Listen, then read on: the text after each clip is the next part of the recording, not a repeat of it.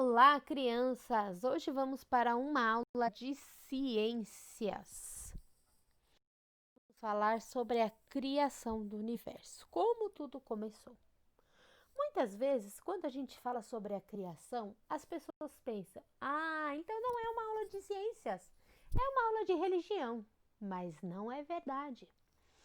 Não é verdade, porque as ciências e a criação têm muito a ver.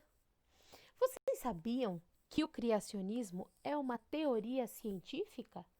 Sim, é verdade. Existem muitas teorias sobre o começo do universo e existem provas científicas de que tudo começou com alguém dando um start no mundo. É verdade. Existem várias teorias diferentes do criacionismo, o evolucionismo e em muitas outras. Mas a mais inteligente é a do criacionismo, porque a Terra, os seres humanos, o universo são tão complexos, tão perfeitos, tão maravilhosos, que não é possível que tenha começado simplesmente com uma explosão ou do nada. Há alguém muito inteligente, muito engenhoso, que planejou tudo, tem que ter começado isso. E com um objetivo. E é isso que o criacionismo ensina. Essa teoria faz muito sentido. E eu vou ensinar essa teoria para vocês. Essa teoria está descrita na Bíblia. Não é só um livro religioso. É um livro que demonstra que esse ser que iniciou a criação do mundo é um ser inteligente, que a Bíblia diz que é Deus. Mas lá no começo ele não tinha nome. E simplesmente ele resolveu começar tudo. Ele já existia em três pessoas: Pai, Filho e Espírito. E ele disse: haja luz, porque a terra era escura e vazia. Então, quando ele disse haja luz, o que aconteceu? A luz apareceu. E quando tinha luz, ficou sendo dia. E quando ficou escuro, ficou sendo noite. E assim deu início ao primeiro período do dia. Então, Deus continuou com a sua criação. E ele disse o seguinte: haja um firmamento no meio das águas. Então ele separou águas e águas. O firmamento das águas de cima ficou sendo o céu. E o firmamento das águas de baixo nós já sabemos o que ficou sendo, né? O mar. Então este foi o segundo dia da criação. Então Deus disse assim: nessa água que está abaixo, embaixo, que a gente sabe que é o mar, debaixo do céu, eu quero que essa água se reúna toda num lugar só, para aparecer a terra que está embaixo dela, a terra seca. Então se formou toda a parte de terra seca, as praias, as montanhas, tudo que há de terra, e o mar ficou para o outro lado. E não só isso, a gente sabe que nessa parte de terra, Deus criou gramas, árvores, mato, flores, frutas, tudo que tem na terra, areia, argila. E Deus colocou não só as plantas e as flores, mas colocou dentro delas as suas sementes. Então, nesse terceiro dia, a gente sabe que Deus criou tudo que nasce na terra. Deus colocou sementes, Deus colocou flores, Deus colocou frutos, Deus colocou árvores e plantas. Então, a terra começou a produzir. E também nós já sabemos que elas precisam de água e de solo. Então, aí já tinha água que Deus já tinha feito, Deus já tinha separado no dia anterior água no céu, então já poderia ter o orvalho para molhar, e agora já tinha terra. Deus é inteligente, não é? Uma explosão não faria isso. Mas aí Deus continuou no quarto dia.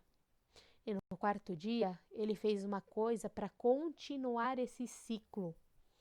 E no quarto dia, ele fez duas grandes luzes para governar o dia e a noite. Lembra que no primeiro dia ele já separou, né? Claro de escuro. Mas agora ele colocou o sol durante o dia para governar o dia e a lua e as estrelas para governarem a noite. Mas isso não é só para iluminar. Ele também fez isso por causa das plantas que ele criou no terceiro dia. Porque nós já sabemos que as plantas precisam de sol para fazer a fotossíntese e respirar durante o dia e também fazer o oxigênio, que mais tarde, no dia seguinte e no outro dia, nós vamos ver que outros seres vão precisar. Esperem que nós vamos ver. E assim houve tarde e manhã o quarto dia. Então, no quinto dia, Deus continuou e disse: que as águas sejam povoadas de enxames de seres vivos. Aves voem sob o firmamento e no mar, água cheia de animais. Que tipos de animais? De todos os tipos. Então, Deus já tinha colocado na terra plantas, flores, frutos. Agora, no mar, ele colocou todo tipo de animais, não só peixes, né? Corais, conchas, pepinos do mar e outros tipos, tantos que tem. E no céu, todos os tipos de aves, todos os tipos. E esses tipos todos precisam de oxigênio, né? Então, o sol foi criado no quarto dia para usar as plantas para fazer a fotossíntese e o oxigênio que esses animais do quinto dia vão precisar. Mas não acabou no quinto dia. No sexto dia, Deus disse que a terra produza todo tipo de criatura viva. Olha, todos eles vieram da terra. Por isso que quando os animais morrem, a gente enterra, porque eles vêm da terra e voltam para terra. Toda espécie de gado, toda espécie de réptil rastejante e os animais selvagens, e assim aconteceu. Então Deus disse, não parou nos animais, né? Então Deus disse: façamos o homem a nossa imagem e a nossa semelhança. Tá vendo que Deus é mais de uma pessoa, porque ele falou para o Deus Filho e para o Deus Espírito, todos os três juntos, façamos o homem. Então, os três juntos fizeram um homem, a imagem e a semelhança deles próprios, o próprio Deus. E assim surgiu o homem, e nós já sabemos a história, que Deus fez a mulher do homem. E assim houve tarde e manhã do sexto dia.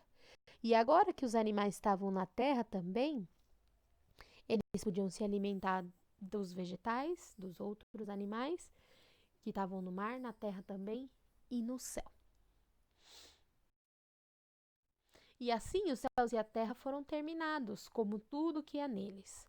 No sétimo dia, Deus terminou a obra que fez, abençoou o sétimo dia e o separou como santo. No sétimo dia, Deus descansou.